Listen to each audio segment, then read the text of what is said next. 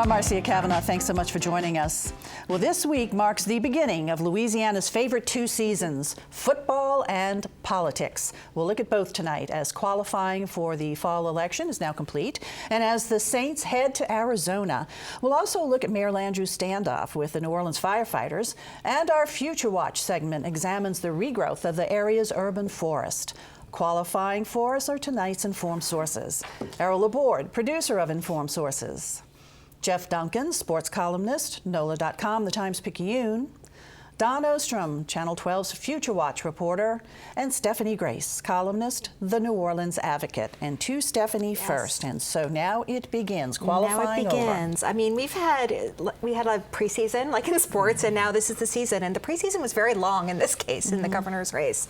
The field has been set for quite a long time, and there were rumors of late-minute entrants, but it didn't happen. We basically have a few candidates that no one's heard of, and the four major candidates: 3 Republicans, David Vitter, Scott Angel, Jay Darden, and the Democrat John Bel Edwards. And, you know, the polls really haven't moved much either. I think, you know, unless something dramatic happens, odds are we're looking at maybe David Vitter, the Republican, against John Bel Edwards, and David Vitter being the favorite. So those two other Republicans, who are both very well known and somewhat well funded, not nearly as well funded as Vitter, really need to figure out how to make a move. And that's going to be interesting. And meanwhile, David Vitter has been sitting on just piles and piles of money, is on the air, and he is not going off. He will be on your TV, he'll be on your radio, he'll be on your computer. You will not be able to get away from him. He has money more than the 3 others combined, or at least as much as the 3 others combined. Yes, and he also has an incredibly well-funded super PAC. Yeah. And at this point, you know, the super PAC thing is interesting because they're supposed to be independent. They're not. I mean, that's, you know, that's a facade. It's the worst kept secret. It's the worst kept secret. And even the ads, you know, David Vitter has a web ad I noticed that basically said David Vitter for governor. It was from his super PAC. It used to be that PACs would say, hold Mary Landrieu accountable or something like that. But this is campaigning, outright campaigning. And then one of the super PACs with a message that was anti-David Vitter, that spot has been pulled. Yes, there is some kind of legal arguments that are a little complex and maybe not as connected to the substance of it as some people would like you to think. But there are now at least 2 anti-Vitter super PACs that are sponsored by people who are aligned with other candidates. From the very beginning, the assumption was that John Bel Edwards, being the only Democrat, would have the Democratic coalition of labor and blacks and white liberals and ride that into a primary, but not be able to win the primary. Yes. And so that's anyone's desire to get into a runoff against John Bel Edwards. Is there a possibility, though, that one of the other 2 could be the one to get into the runoff against Vitter? I think for that to happen, there would really need to be some sort of coordinated movement among Democrats to kind of send the signal, you know, we love you, John Bel, but you're not going to win. Maybe Jay Darden or somebody, or Scott Angel could beat David Vitter, because of course a lot of Democrats do not like David Vitter, the most conservative and kind of in your face of the group. A lot of people are looking at who has been quiet during this campaign. People with the last name Landrieu, for one. Mitch Landrieu is fighting with David Vitter over the monuments, but he really has not. He has not endorsed John Bel Edwards, nor has Mary. You know, there are some rumblings that something might happen there, and then, of course, you know, there are a lot of African American voters who generally vote Democratic, and some of the leaders are having conversations with different candidates. I don't know really how the message gets to voters. That's going to be interesting to watch. We don't really have the organizations we used to have. But if the objective is to defeat Vitter in the runoff, endorsing John Bel Edwards in the primary doesn't really do anything toward that. There is an argument, it's a vote for Vitter. A vote for John Bel is a vote for Vitter. People are making that argument. Now, of course, John Bel Edwards says, you know, he's a West Point graduate, he's conservative on social issues, gun issues. He is making the argument that party doesn't matter. And, I mean, we'll see. Well, Vitter has started his television campaign, so we're starting to see ads, and we saw Scott Angel before qualifying running, so I'm assuming that John we'll be Bel Edwards is starting, Darden not yet. And then some of the other ones to watch. Every statewide official is running for re-election, and everyone has at least one opponent, some more serious than others. The other race to watch, Lieutenant Governor is open. There are 4 candidates in that because Jay Darden's running for governor. The 4 that we've all known about: John Young, Billy Nungesser, Kip Holden, and Elbert Guillory. Attorney General is a very hot race because you have the incumbent Republican incumbent who used to be a Democrat, Buddy Caldwell, running against Jeff Landry, the former Republican Tea Party congressman who has basically the Republican Party support against the Republican incumbent. So that's an interesting one. And what about insurance commissioner too? Insurance commissioner, he has an opponent. Jim Donelon will probably be okay. John Kennedy will probably be okay. Although it's interesting, John Kennedy's running some very good ads. He's looking ahead possibly to the Senate race next year. So he's just trying to remind people who he is and what he's done. And of course, he's the guy who gets to give away the unclaimed money and be the watchdog. So it's a produced spot. It's a very good spot. It is probably the best nice story about John Kennedy, and then also agriculture. Agriculture, yeah. He's got an opponent, Mike Strain. Again, not someone who's expected to be It seems like well-funded. all of John Kennedy's career, he's always been one race away from that race. People assume he's going to be running for it. Although he has run for Senate twice. Remember, once as a Democrat and once as a Republican. So those are the ones he's actually gone for, unlike governor, where he's kind of always mentioned as a good candidate but has never run. I think he would like to go to the Senate, probably, and there is possibly going to be an opening next year. Could possibly. The lieutenant governor race reminds me a little bit of the governor's race, in that you have Kip Holden, who's mayor of Baton Rouge, who's a Democrat, and it's relevant. He's black, and so he's going to get that strong core there. Sure. So there's a good chance to getting into the runoff and then not winning the runoff. Exactly. That's kind of the pattern in Louisiana these days. Okay. All right. Primary Okay. comes up October 24th. Yes. The next 6 weeks, really intense politics. So we're going to be talking more politics later in the show. But right now we're going to go to our other favorite pastime, and that is football and the New Orleans Saints. And they start their regular season this Sunday.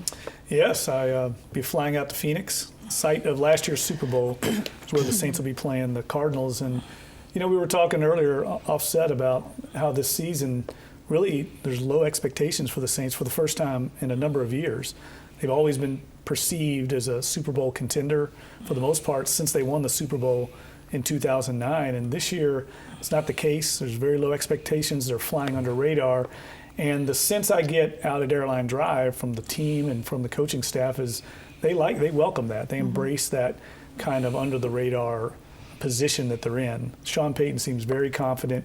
Now we'll see. All head coaches at this time of year, everybody's unbeaten, and they're very confident.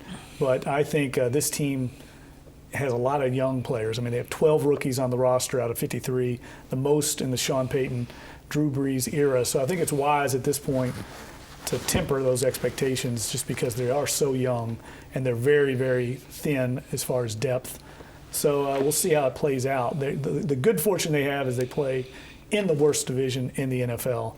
So they could go 9-7 and win the division, I think, very easily. Okay, I have a question for you. Because my knowledge is only so deep about football, I went Not as deep as the Saints roster. I went to a good source, my son, Michael, who is probably the most rabid Saints fan I have ever met. So this is the question that he sends to you, Jeff.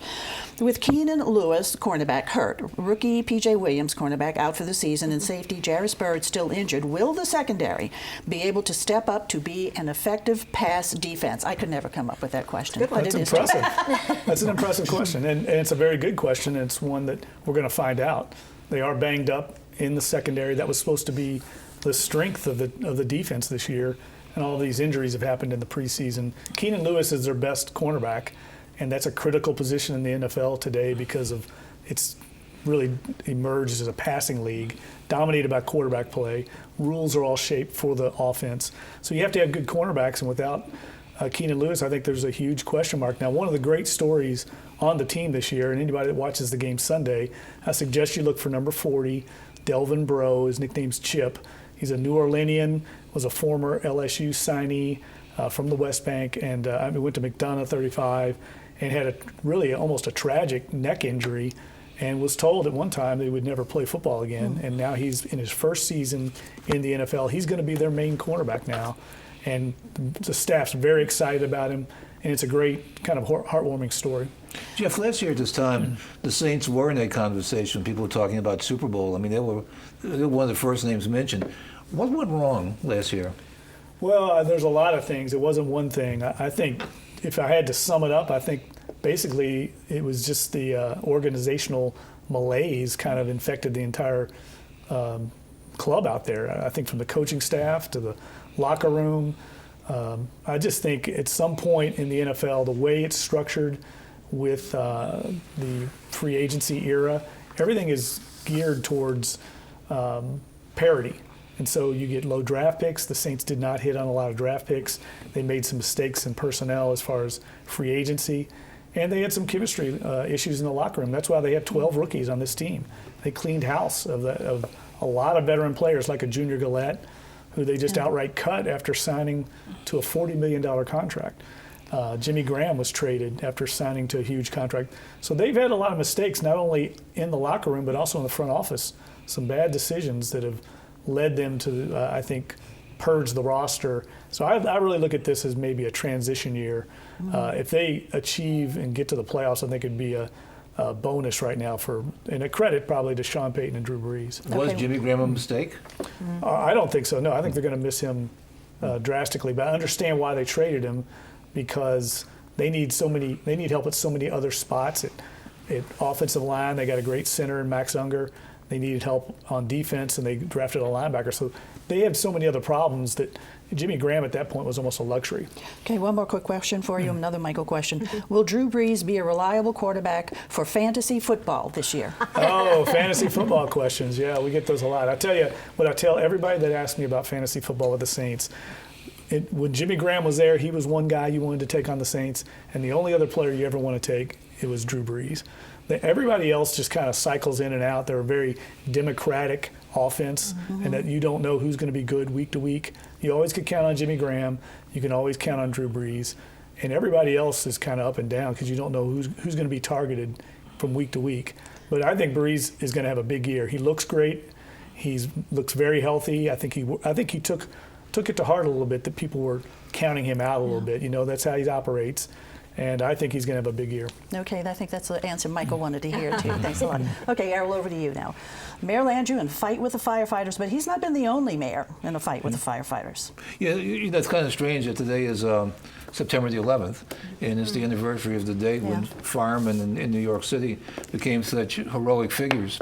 And they still are heroic figures. I mean, you go to New York City, and if there's a fire, people will stop and watch the firemen and applaud them. And they're heroic figures in everybody's lives, not necessarily, or the unions that heroic, especially to mayors and political leaders.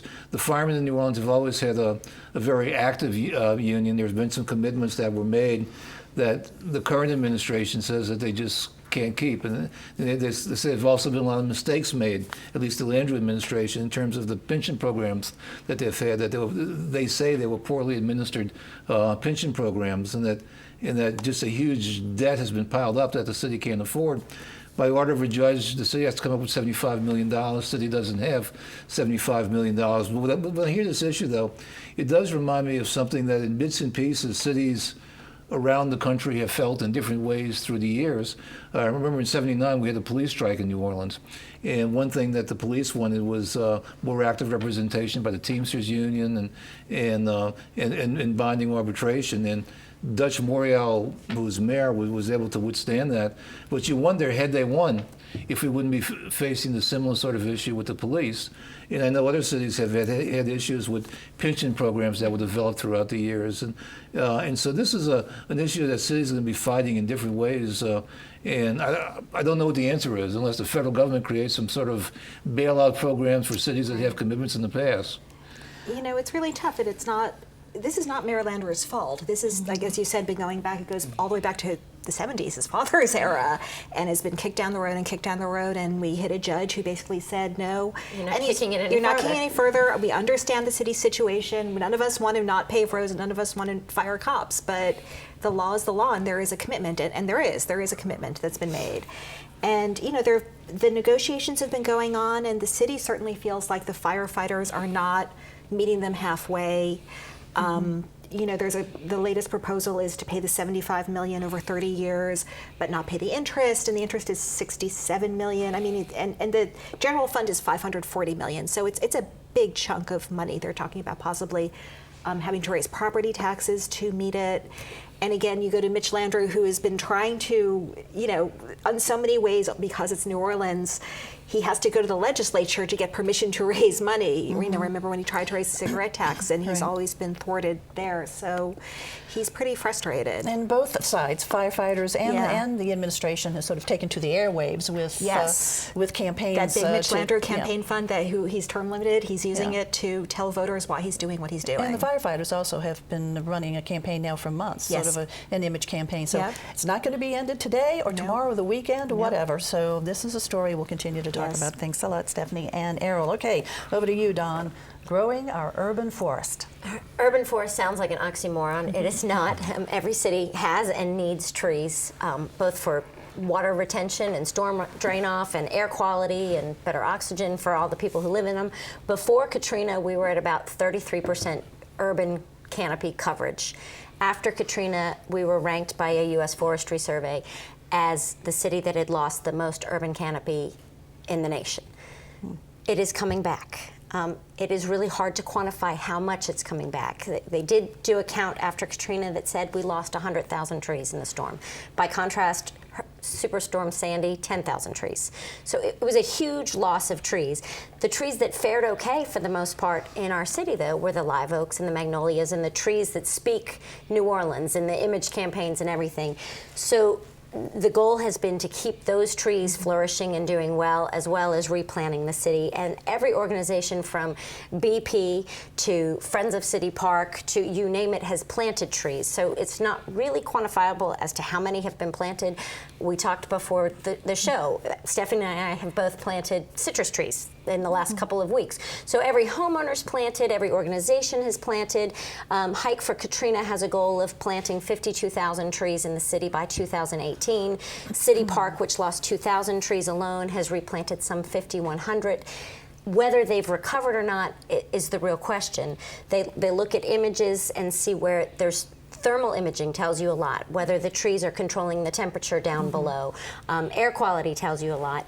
The LSU Ag Center is doing a study right now in their Hammond Center on tree resiliency, testing them against standing water, testing them against high winds, which trees will do the best. So in the event of another Katrina, they can more accurately advise people, yes, we should plant these, no, we shouldn't plant these. This kind of tree will help this kind of tree that survived be sustainable in the future. They say it takes a long time. You know, we had a very mature urban canopy before then. Big trees, big fat trunks. Well, they don't grow overnight. Parkway Partners organizations say they try to plant 15-gallon trees, you know, the big 15-gallon buckets. Yeah. Some of these other organizations are just planting little seedlings. So it's kind of an up and down where it's coming back. My whole idea for doing this story even is just driving through New Orleans East with my husband. Right now, before you get to after the high rise, before you get to the lake, it looks greener and fuller and taller. All of a sudden, things are just starting to look different. So we are coming back. But when you lose 10% of your coverage, down from 33% urban canopy to 23%, it takes a good number of years to get that canopy and cover back. But we are still lush, really, really lush. Errol? This is kind of heresy, but not all trees are necessarily good trees either. That's very true. You got things like Chinese tallows, which people see as really junk trees. And they eat up the roots of other trees and cause damage. And even some of the beloved trees, like the water oaks, some people complain, look what they did to the sidewalks along St. Charles, because they have high roots in the way that they crack the sidewalks. And trees are expensive, right? I mean, depending on the maturity of what you plant. I mean, some of these are. If you're planting a big 15-gallon tree, it A, costs money to plant it, but B, costs money to even purchase that tree. Right. The U.S. Forestry Department is actually doing a map right now of the whole nation, looking at urban canopies and forestry around the nation to see what's lost. We're hardly the only city that's losing its urban canopy. We had a big hit with Katrina, but there's development, and there's smart development. We've done a good job, I think, in the city of New Orleans, thinking more green as the city has recovered, with more greenscapes and more tree planting and asking businesses to plant trees when they create a business, and it all makes a difference. But you know, where one business plants a tree and another business takes down 5, what's the net gain? Right. So I will continue looking at it. Actually, the U.S. Department of Forestry tasked me with sending them satellite images of the city so they can lay on top of my own satellite We'll be images. looking for that, Dawn. Thanks a lot. Okay, we're going to go over to Stephanie again now. Let's talk a little bit more politics, some other races. Okay, well, like I said, there were very few surprises at the top of the ballot, a lot of surprises down ballot, especially yesterday during the last day of qualifying. Some really interesting, familiar names have popped up again. Often these legislative races are kind of, you know, these are entry-level jobs. A lot of people started out in the legislature, David Vitter, Steve Scalise, all, you know, Mitch Landrieu, Mary Landrieu. we have a lot of veterans who are going for legislative seats, and let me throw some names out. Derek Shepard, remember him? Used to be in the State House and the State Senate, and then he went away for a while. A little money laundering conviction. He's out of prison. He is running for his old House seat. There is a law that says he can't because he's a convicted felon. He says he doesn't think that's constitutional. He's going to fight it. So we'll see. He's running against the incumbent, Ebony Woodruff. He's the saggy pants guy, if you remember. And in his press release announcing he was running, he reminded people of that. He's the guy who had the law, tried to pass the law against saggy pants. Yeah, so right. that's his claim to fame there. Vance McAllister, remember him, the kissing congressman who lasted one term and got elected against the Republican establishment, immediately got caught in a scandal where he was caught kissing a married aide he's married to, was voted out of office. He's running for state senate against a guy named Mike Walsworth up in Monroe, who's very much a part of the Republican establishment. So that's kind of some bad blood. That's an interesting one. On the West Bank, David Heitmeyer, Senator Heitmeyer, decided at the last minute not to run. A bunch of familiar names have qualified for that. Jeff Arnold, who is the term-limited state rep from that area. Leslie Ellison from the school board. Troy Carter, the former city councilman, remember him? Roy Glapion, who's the son of the late councilman and a big civic activist. He's chair of Nordsee. That's a good one. What's old is new. In Metairie, Conrad Appel, the Senate Education Chairman, who's really been a major figure in education reform, Common Core, also higher ed, going for one more term. Before term limits.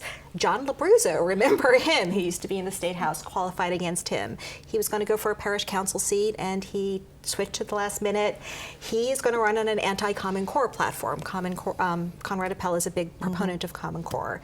You also have Polly Thomas in that race, who was once on the parish school board. So and speaking of education, there was a pretty major development with Bessie, with Chad Romer. Someone who's not running, Chaz Romer, the son of the former governor, Buddy Romer, who is the president of Bessie and really has been the leader of the reform movement, the Common Core movement, very big ally of John White, who probably would like to keep his job, and that's going to be up to and Bessie. And there's another seat that's empty too in Bessie, right? Isn't there? I think there may be, not one of the local seats. Kara Ernst so that decision, though, could have an impact on it very much could. I mean, that could be a very, very important race. And as we are looking at, it's really up to Bessie at this point what to do with Common Core. That's one of the big issues in this fall. And one other quick thing, because we're going to have to move over real to Jeff, quickly, in Jefferson Parish, Cynthia Lee Shang walked right into an at-large seat from a district seat. The other one, highly contested. Chris Roberts running for election. He's got Jimmy Lawson, a former parish councilman, and Louis Kinjemi, the former mayor of Kenner, running against him. So that's a really hot one, too. So we have some really interesting And we still have David races. Peralta in St. Bernard. Right. Can't forget him. Yes, exactly. Who we've talked about a lot on the show. St. Bernard Parish President David Peralta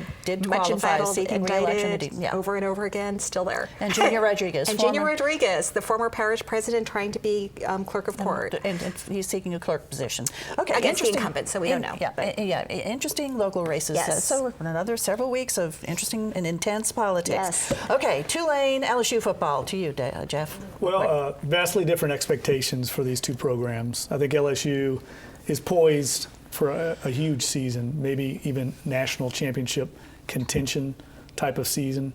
Their opener got washed out. I was at Tiger Stadium last weekend. Horrible storm moved into the Baton Rouge area. So they haven't played a game yet. We're going to find out really their fortunes, I think, in these next couple of weeks. They play at Mississippi State this Saturday, number 25 team in the country, and then they get Auburn to come into Tiger Stadium next week, number 6 team in the country. So I think if they can win both those two games, which I think they will, they have a very real possibility of being 7-0 when they go to Alabama in November. I think it's November 9th. And that would set them up for a chance to play for the national title down the road if they can run the table.